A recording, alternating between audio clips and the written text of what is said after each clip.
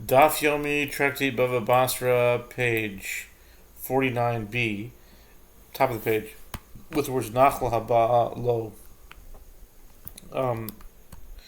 We were saying that this is in accordance with the statement of Rav Kahana, as Rav Kahana says, and now on top of 49b, with regard to an inheritance that comes to a person from another place.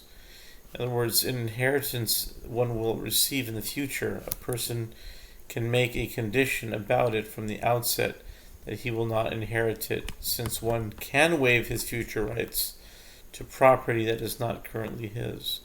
And this ruling is in accordance with the opinion of Rava, as Rava said that with regard to anyone who says, I do not want to avail myself of an ordinance of the sages, such as this one, that was instituted for my benefit, one listens to him. The Gemara asks, what is meant by such as this one? The Gemara explains, Rava is referring to that statement of Rav Huna, who said that Rav says a certain ruling.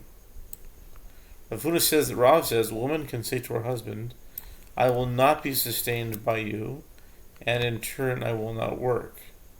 In other words, you will keep my earnings.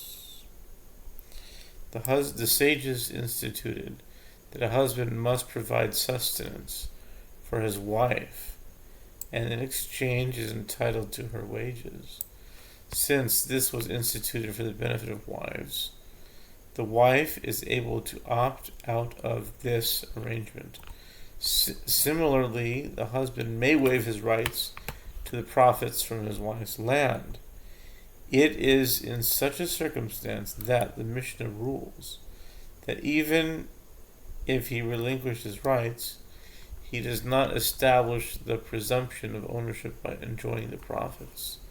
The Mishnah teaches that a husband does not establish the presumption of ownership of his wife's field by enjoying its profits.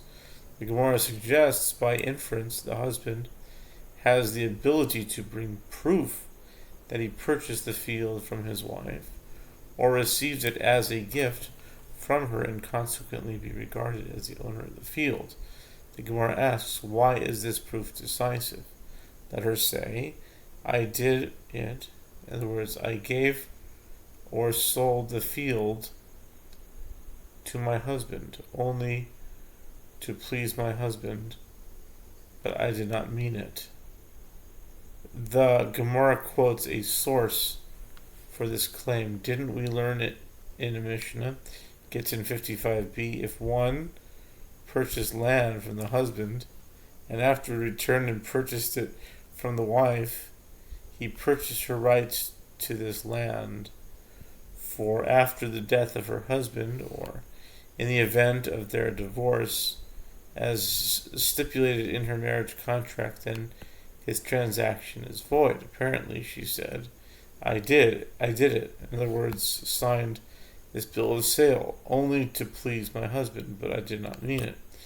Here, too, let her say, I did it only to please my husband, but did not mean to give or sell the field to him. The Gemara answers, but wasn't it stated with regard to that Mishnah that Rabba bar Rav Huna says?